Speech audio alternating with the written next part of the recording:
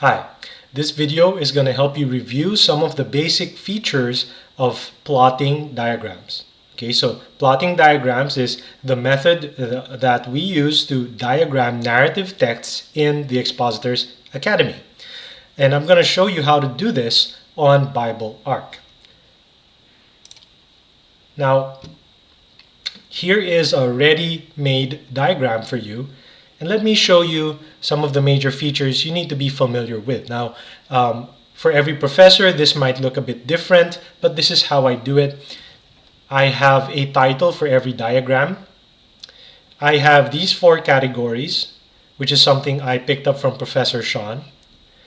I'll explain each of these features a bit more later, but let's move on. I also have titles for the sections within the diagram and titles for subsections. You'll also notice I have these differently colored boxes, which I'll explain a little bit later. I have text in bold. I have some indented texts as well. Okay, now this is an overview of the diagram. Let me explain each of the elements. So as I said, this is the title for the entire diagram. I like to diagram based on episode.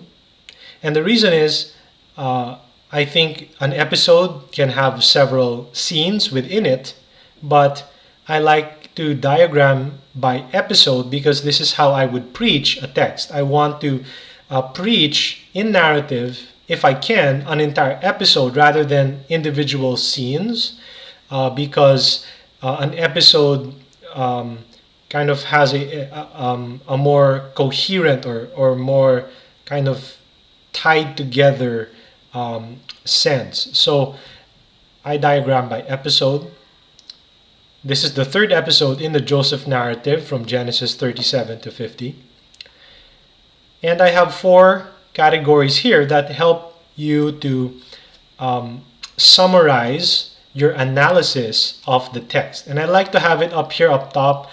Professor Sean likes to put it at the bottom. However, this is my preference because it helps me to just review and recap the findings of the study I've already done the moment I open up the diagram. So these 4 categories are characters, conflict, resolution, and scene movements. The characters obviously are the people who are involved in this episode. Conflict is a very important category for narrative analysis because every narrative has a conflict it has to deal with. Otherwise, what's the point of the story? If there's no conflict and everything is just hunky-dory and very good, then you don't really need to tell the story at all. There's no point. You also have resolution. The conflict has to be resolved eventually. Otherwise, there really wouldn't be a point to the narrative either. And finally, you have the scene movements, which are basically summaries of the different scenes or the different events in the episode that we're analyzing. First, let me explain the characters and why they're differently colored. I found it's very helpful when analyzing a narrative to just have a very visual representation of how or where each character is active or predominant in the narrative. So I've chosen colors for each of the characters here, Joseph, Pharaoh, and I've just lumped the chief cupbearer and the chief baker together. And now this allows me to mark sections of the narrative that correspond to these different characters. And very visually, you can see that in this part, you have the interaction of these 3 characters. And then here, it's primarily an interaction between Joseph and the chief cupbearer and chief baker. And then at the end of the episode, Pharaoh comes into the picture once again. And you can tell that without having to read the text, you just have a visual presentation or representation of that. Let me explain this category of conflict and why I have these 3 subcategories labeled immediate, broader, and overarching. So in Scripture, you always have to consider widening scopes of context. Okay, there is the immediate episode or text that you're dealing with, and that has its own conflict. But you also have to consider the perspective of the book itself. What issue is the biblical book, in this case Genesis, grappling with? Now, sometimes it'll be on the book issue, on the book level. Sometimes the broader conflict will be on a particular subsection of the book, if it's a pretty big book. And then I also have this third category called overarching conflict, which relates to the whole of Scripture. Now, if this sounds a bit unfamiliar to you, think of it this way. All of Scripture has what is called a meta-narrative or an overarching story. And different theologians have different views on what the overarching narrative or overarching theme of Scripture is. My particular conviction is that kingdom and God's kingship, God's reign, is the overarching theme, and the narrative of Scripture is all about how God establishes His reign on the earth.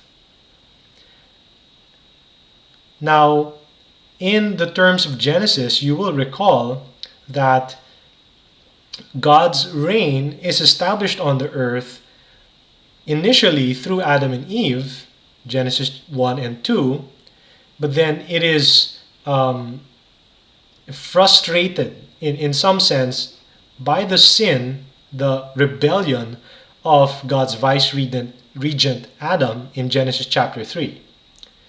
But God promises the offspring of the woman, Eve, who will be a serpent crusher, the one who will be, in a sense, a second Adam, someone who will succeed where Adam failed to crush the serpent. The offspring of the woman will come and succeed in that. And he will be the righteous king. Where Adam was a rebellious king, this seed of the woman will be a righteous king. And if you study the book of Genesis, this is a recurring theme where people are looking for the coming of this serpent crusher, this second Adam, this righteous king. So this is the overarching conflict or problem phrased in a way that is kind of where we are in the progress of Revelation. So this is why I have these three levels of conflict. And then, of course, I have to think about how the particular episode resolves or doesn't resolve the conflicts that I've stated here above. And so I have to think about, does it resolve the immediate conflict? Does it resolve the broader conflict on the book level? And does it resolve the overarching conflict? Finally, as I've explained, the scene movements summarize the different scenes within the episode.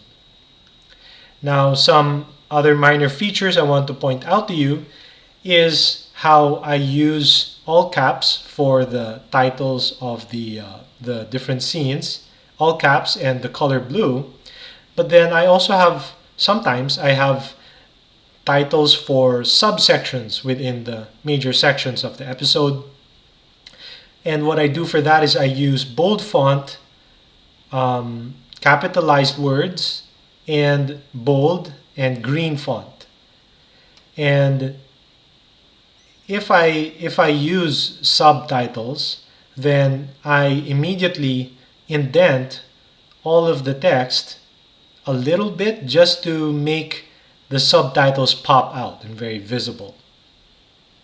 You'll also notice some bold words here. And I like to do this just to highlight certain words that are noticeable, certain words that I want to think about some more, maybe do some more research on, or I think is particularly noteworthy. So as I'm reading through the passage, I'm just going to mark certain words in bold font. Finally, an important feature of diagramming narratives is isolating dialogue or isolating speech, because speech is a very important feature by which ideas are communicated in narrative.